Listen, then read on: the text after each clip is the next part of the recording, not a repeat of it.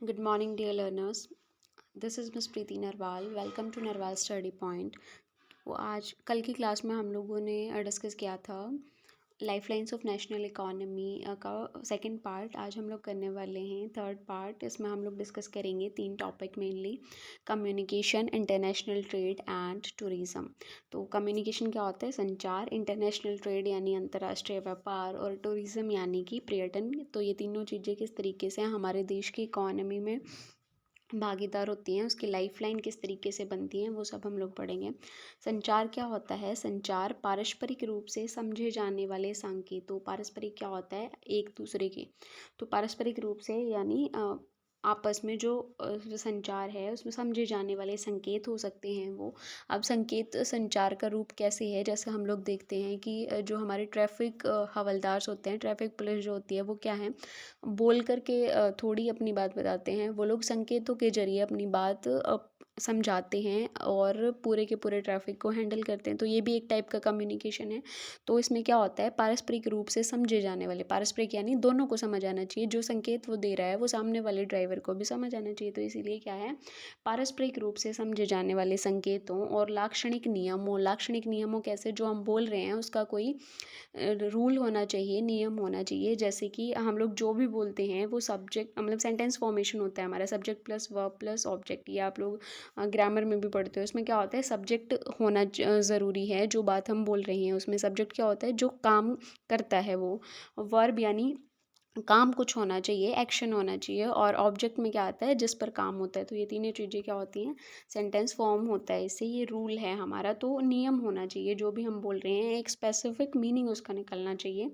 उपयोग के माध्यम से एक इकाई या समूह से दूसरे समूह को अभिप्रेरित अर्थों को संप्रेषित करना, यानी कि सेंडर से रिसीवर तक अपनी बात पहुंचाना। सेंडर क्या होता है? भेजने वाला। तो भेजने वाला जो भी बोल रहा है, जो भी मैसेज उसने भेजना है, वो सबसे पहले क्या है? संकेत में हो सकता है या फिर वर्बली हो सकता है। यानी वर्बल और नॉन वर्बल दोनों तरीके से हो सकता है। लेकिन उसका क्या होना चाहिए? एक स्पेसिफिक रूल होना चाहिए। जो वो बात बोल रहा है, जो मैसेज उसने ट्रांसफ़र करना है, उसका क्या होना चाहिए? मीनिंग होना चाहिए। और जब ये पारस्परिक रूप से उस मीनिंग को समझ लेते हैं तो हमारा संचार यानी कम्युनिकेशन कंप्लीट हो जाता है वहाँ पर। तो संप्रेषित हो जाते हैं ये। आप आरंभिक काल से ही मनुष्य ने एक दूसरे से संवाद करने की आवश्यकता महसूस की है। क्योंकि जब संवाद नहीं होगा तो हम लोग कोई भी काम नहीं कर पाते। तो इसमें क्या है? संवाद जो है वो स्टार्टिंग से ही एक ज़रूरत महसूस की गई है। लेकिन आज के टाइम पे संचार की जो प्रगति की हम लोग बात करते हैं, यानी प्रोग्रेस जो हुई है, उसमें क्या है? अब सेंडर और रिसीवर को अपनी लोकेशन चेंज करने की ज़रूरत नहीं है मैसेज को भेजने के लिए। यानी पहले क्या होता था कि डाक के द्वारा हम लोग कोई मैसेज भेजते थे। तो उसमें क्या होता था? सेंडर को पहले डाक में, पोस्ट ऑफिस में जाना होता था। और तब वो क्या है? जो भी डाकिया होता है, पोस्टमैन होता है, वो उस मैसेज को फॉरवर्ड करता था रिसीवर के पास। तो इससे क्या है? टाइम भी ज़्यादा लगता था और लोकेशन उसको चेंज करनी पड़ती थी अपनी। लेकिन अभी जो प्रोग्रेस हुई है हमारे कम्युनिकेशन सिस्टम में, उसमें क्या है? आपको लोकेशन चेंज करने की ज़रूरत नहीं है। प्रेषक या रिसीवर के स्थान में बदलाव की आवश्यकता के बिना लंबी दूरी पर संचार को सक्षम करने के बारे में आजकल के जो टूल्स हैं वो एप्लीकेबल हैं। संचार के कितने प्रकार होते हैं? 2 होते हैं। एक हो सकता है पर्सनल कम्युनिकेशन और दूसरा क्या है? Mass communication. पर्सनल कम्युनिकेशन क्या होता है? व्यक्तिगत संचार वह है जहाँ सिर्फ 2 या लोगों का एक छोटा समूह एक दूसरे के साथ संवाद करता है। यानी 2 लोग या फिर कोई छोटा ग्रुप हो सकता है जिसमें 3 या 4 लोग हों। तो वो क्या है? जब आपस में बात करते हैं उसको क्या बोलते हैं? निजी संचार बोलते हैं। पर्सनल कम्युनिकेशन हम लोग बोलते हैं, या फिर प्राइवेट कम्युनिकेशन उसको बोल सकते हैं। ये किसके थ्रू होता है?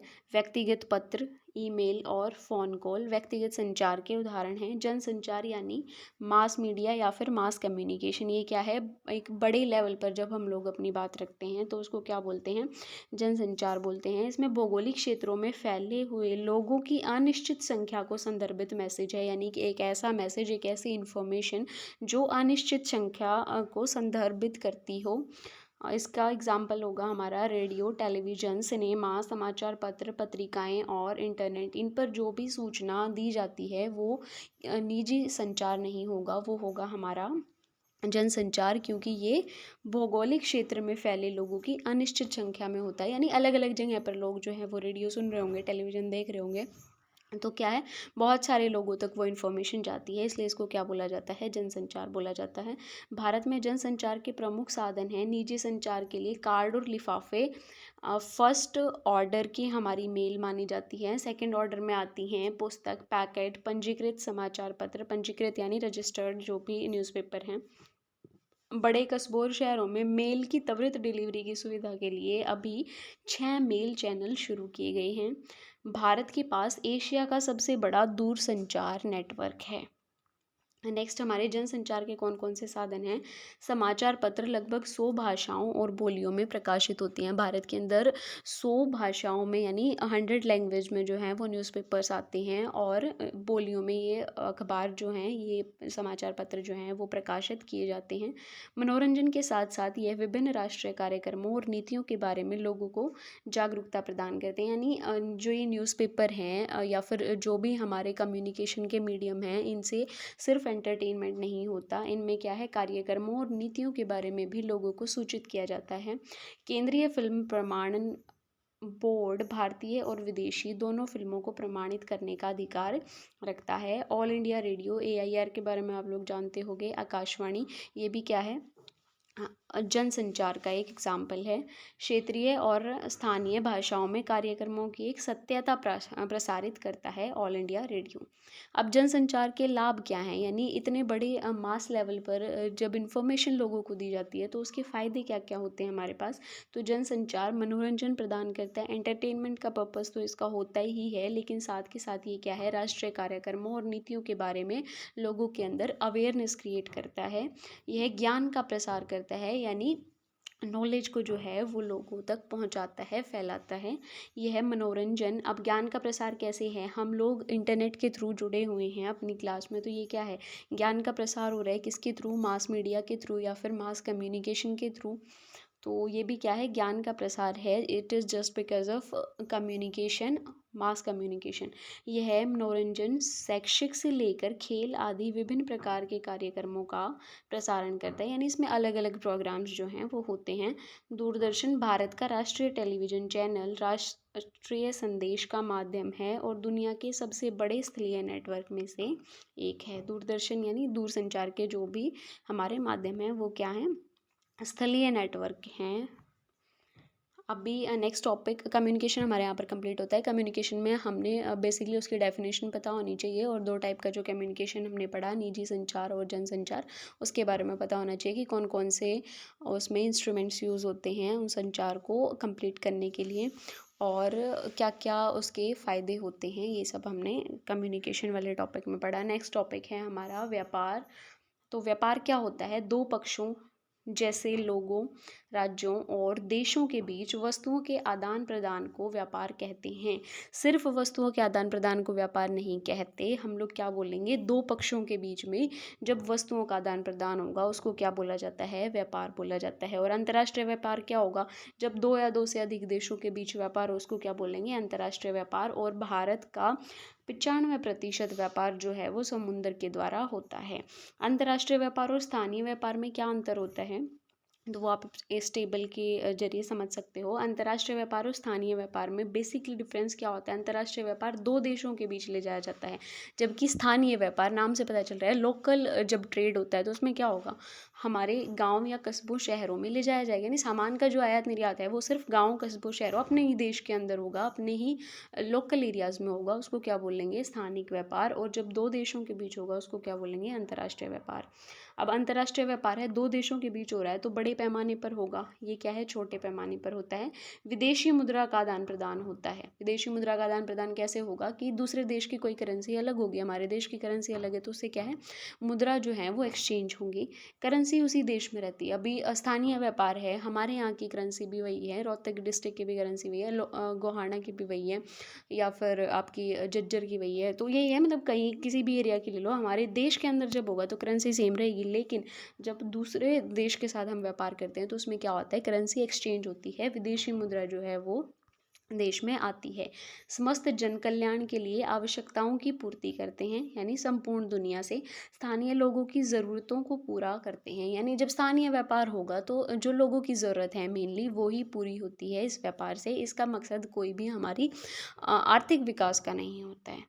किसी देश के अंतर्राष्ट्रीय व्यापार की उन्नति उसकी आर्थिक समृद्धि का सूचक है। यानी जितना ज़्यादा अंतर्राष्ट्रीय व्यापार होगा उतनी ज़्यादा क्या होगी, आर्थिक समृद्धि होगी, इकोनॉमिकल डेवलपमेंट होगी। स्थानीय व्यापार की उन्नति किसी भी देश को अप्रत्यक्ष रूप से लाभान्वित करती है। अब लाभ तो इसका भी है कि स्थानीय व्यापार हम लोग कर रहे हैं, क्योंकि जब हमारे देश के लोगों की ज़रूरतें पूरी नहीं होंगी तो हम बाहर दूसरे देशों में क्या इम्पोर्ट एक्सपोर्ट करेंगे। तो भैया लाभ तो इसके भी हैं, लेकिन क्या हैं, वो इनडायरेक्ट हैं, वो हमें साफ साफ दिखाई नहीं देते।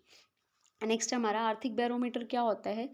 ये हमारे अंतर्राष्ट्रीय व्यापार की उन्नति उसकी आर्थिक समृद्धि का सूचक है। बैरोमीटर जो है वो एक इंस्ट्रूमेंट है जो क्या मापता है, आर्थिक बैरोमीटर जो है वो इंस्ट्रूमेंट हो गया, तो क्या मापेगा कि अंतर्राष्ट्रीय व्यापार में कितना डेवलपमेंट हुआ है हमारी इकोनॉमी में, उसको किसके द्वारा मापा जाता है, आर्थिक बैरोमीटर के द्वारा। व्यापार संतुलन क्या होता है, संतुलन यानी बैलेंस।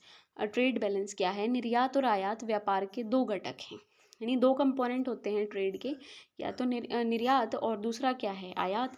व्यापार संतुलन क्या है, किसी देश के निर्यात और आयात के बीच का अंतर, यानी इम्पोर्ट और एक्सपोर्ट के बीच का जो भी डिफरेंस होगा उसको क्या बोलेंगे, व्यापार संतुलन। जब निर्यात का मूल्य आयात के मूल्य से अधिक हो जाता है तो इसको व्यापार का अनुकूल संतुलन कहा जाता है। लेकिन जब आयात का मूल्य निर्यात के मूल्य से अधिक हो जाए तो उसको क्या बोलेंगे, प्रतिकूल संतुलन बोलेंगे। भारत के सभी प्रमुख व्यापारिक ब्लॉकों और दुनिया के सभी भौगोलिक क्षेत्रों के साथ व्यापारिक संबंध हैं। निर्यातित और आयातित वस्तुएं, यानी कौन कौन सी चीज़ें जो हैं हम निर्यात करते हैं और कौन सी आयात करते हैं। भारत से अन्य देशों की निर्यात की जाने वाली वस्तुओं में रत्न और भूषण, रसायन और संबंधित उत्पाद, कृषि और संबंध उत्पाद आदि शामिल हैं। यानी निर्यात कौन कौन सी वस्तुएं होती हैं, ये वस्तुएं होती हैं। भारत अंतर्राष्ट्रीय स्तर पर एक सॉफ्टवेयर दिग्गज के रूप में उभरा है, यानी आईटी सेक्टर में भारत ने काफ़ी काम किया है। यह सूचना प्रौद्योगिकी के निर्यात के माध्यम से बड़ी विदेशी मुद्रा अर्जित कर रहा है। यानी विदेशी मुद्रा जो है भारत में वो कहाँ से अर्जित हो रही है, आईटी सेक्टर से अर्जित हो रही है, सूचना प्रौद्योगिकी से। भारत के अन्य देशों से आयातित वस्तुओं में कच्चे पेट्रोलियम और उत्पाद, रत्न और आभूषण, रसायन और संबंधित उत्पाद, आधार धातु, इलेक्ट्रॉनिक सामान, मशीनरी, कृषि संबंध उत्पाद शामिल हैं। यानी आयात किन किन चीज़ों का करते हैं हम लोग, वो हैं कच्चे पेट्रोलियम और उत्पाद, रत्न और आभूषण, रसायन और संबंधित उत्पाद और मशीनरी या फिर कृषि संबंधित उत्पाद। यहाँ पर हमारा सेकंड टॉपिक जो था आज की क्लास का वो भी कंप्लीट होता है। वो क्या था, इंटरनेशनल ट्रेड यानी अंतर्राष्ट्रीय व्यापार। तो अंतर्राष्ट्रीय व्यापार किस तरीके से हमारे देश की इकॉनमी में पार्टिसिपेट करता है, वो हमने देखा कि जब अंतर्राष्ट्रीय व्यापार होगा, दो देशों के बीच व्यापार होगा, हम लोग दूसरे देश से व्यापार करेंगे तो उसमें क्या होगा, विदेशी मुद्रा भारत में आती है, जिससे हमारी आर्थिक समृद्धि होती है, यानी इकोनॉमिकल डेवलपमेंट होता है। नेक्स्ट है हमारा व्यापार के रूप में पर्यटन, यानी टूरिज्म। जो टूरिस्ट आते हैं, जो पर्यटक आते हैं भारत में, उनसे कैसे हमारी इकोनॉमी विकसित होती है। पर्यटन राष्ट्रीय एकता को बढ़ावा देते हैं। राष्ट्रीय एकता को बढ़ावा कैसे देंगे, नेशनल इंटीग्रिटी को बढ़ावा कैसे देंगे, और ये हम पढ़ेंगे इसमें। और एक अंतर्राष्ट्रीय समझ विकसित करता है। यह स्थानीय हस्तशिल्प और सांस्कृतिक गतिविधियों का समर्थन करता है। यानी जो पर्यटन भारत में आते हैं ना, उससे एकता तो बढ़ती है, लेकिन साथ के साथ क्या है, जो हमारी स्थानीय हस्तशिल्प है, जो कारीगरी है, और सांस्कृतिक गतिविधियां, जो हमारा कल्चर है, उसको भी समर्थन मिलता है। पर्यटन के नए रूप, यानी अब अलग अलग रूप में पर्यटन हो रहा है, वो हैं heritage tourism, eco tourism, adventure tourism, culture tourism, medical tourism और बिजनेस टूरिज्म। यानी इन सभी जगहों पर पर्यटक क्या हैं, अलग अलग रूप में पार्टिसिपेट करते हैं और यहाँ पर हमारे कल्चर, हमारी हस्तशिल्प कला को जो है वो ऑब्जर्व करते हैं, उसका समर्थन करते हैं। हर साल 2.6 मिलियन से अधिक विदेशी पर्यटक भारत आते हैं, इन सभी रूपों में भारत को देखने के लिए। व्यापार या उद्योग के रूप में अर्थव्यवस्था के विकास में पर्यटन किस प्रकार सहायक है, यानी व्यापार के रूप में और हमारी जो इंडस्ट्रीज़ हैं, जो फैक्ट्रियां हैं, उनके रूप में अर्थव्यवस्था के विकास में बेसिकली हमने क्या पढ़ना है इस चैप्टर में कि हमारे देश की अर्थव्यवस्था का विकास किन किन चीज़ों से होता है। तो अर्थव्यवस्था के विकास में पर्यटन किस तरीके से काम आता है। पर्यटन हमने पढ़ लिया। पर्यटन क्या होगा, जब दूसरे देश के लोग हैं वो भारत में आकर के उसकी हस्तशिल्प कला और उसकी संस्कृति का समर्थन करते हैं, तो क्या हो गया, वो पर्यटन हो गए हमारे। तो पर्यटन जो है वो अलग अलग रूप में हो सकता है, ये भी हमने पढ़ लिया। और हर साल 2.6 मिलियन जो पर्यटन है वो भारत में आते हैं। लेकिन इसका हमारी अर्थव्यवस्था से क्या संबंध है वो हम देख लेते हैं। पिछले 3 दशकों में भारत में पर्यटन का काफ़ी विकास हुआ है। दशक क्या होता है, 10 सालों का समूह। तो पिछले 30 सालों में लगभग पर्यटन का काफ़ी विकास हुआ है। इस उद्योग में 15 मिलियन से अधिक लोग सीधे जुड़े हुए हैं।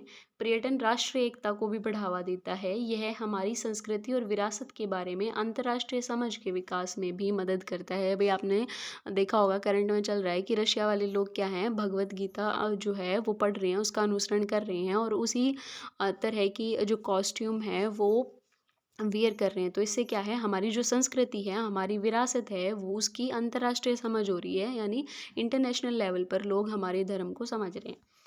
यह स्थानीय हस्तशिल्प और सांस्कृतिक गतिविधियों को भी सहायता प्रदान करता है, यानी हमारी संस्कृति की एक समझ लोगों के अंदर देता है। विदेशी मुद्रा अर्जित करने में इसका महत्वपूर्ण योगदान है। अब जो लोग दूसरे देश से आते हैं तो वो अपनी करेंसी तो एक्सचेंज करेंगे ना, जब उनको भारत में रहना होगा या फिर कुछ जितना भी टाइम उन्होंने पर्यटन के रूप में रहना है, पर्यटक के रूप में रहना है, सॉरी, तो वो क्या है, अपनी करेंसी को तो एक्सचेंज करेंगे भारत की करेंसी में, तो क्या है, उससे विदेशी मुद्रा भारत में आती है। परिवहन और संचार के साधनों को अर्थव्यवस्था की जीवन रेखा क्यों कहा जाता है। हमने परिवहन के बारे में पढ़ लिया, संचार के बारे में पढ़ लिया, तो इनको जीवन रेखा क्यों कहा जाता है। लास्ट टॉपिक हमारा व्यापार, परिवहन और संचार एक दूसरे के पूरक हैं, ठीक, कंटेम्प्रेरी है ये। देश और दुनिया के दूरगामी क्षेत्रों को जोड़ते हैं। अब देश दुनिया के दूरगामी यानी दूरस्थ क्षेत्र जो ज़्यादा डिस्टेंस पे हैं उनको जोड़ते हैं ये। मान लीजिए आप कोई इस सेंडर जो है वो हमारा यहाँ पर है, रिसीवर जो है वो हमारा यहाँ पर है, तो बिना एक्चुअल ट्रांसपोर्टेशन के कम्युनिकेशन हो सकता है। वो क्या होगा, हमारा निजी संचार होगा। जब दो लोगों के बीच होगा तो क्या है, दूरगामी क्षेत्रों को जोड़ दिया इसने। हमारे ट्रांसपोर्टेशन ने दूरगामी क्षेत्रों को जोड़ दिया, हमारे कम्युनिकेशन ने दूरगामी लोगों को जोड़ दिया। तो इस तरीके से क्या है, ये दूरगामी क्षेत्रों को जोड़ते हैं भारत में। राष्ट्रीय और अंतर्राष्ट्रीय पर्यटन को इसमें बढ़ावा मिलता है। विदेशी मुद्रा भारत में आती है। जीवन सहज और सुगम हो जाता है। सहज और सुगम कैसे होगा, जब हमारी इकोनॉमी विकसित होगी तो लोगों के जीवन का स्तर भी जो है वो बढ़ जाता है। आपातकाल में पूरा देश एक हो जाता है। सो यहाँ पर हमारा चैप्टर कंप्लीट होता है। अगर आपको इसमें कोई भी डाउट लगता है तो आप कमेंट सेक्शन में पूछ सकते हो। अभी हम लोग नेक्स्ट देखते हैं कौन सी बुक स्टार्ट करेंगे। ये बुक जो है हमारी ज्योग्राफी क्लास 10th वो कंप्लीट हो जाती है यहाँ पर। Thank you so much for watching. Keep watching and keep studying guys.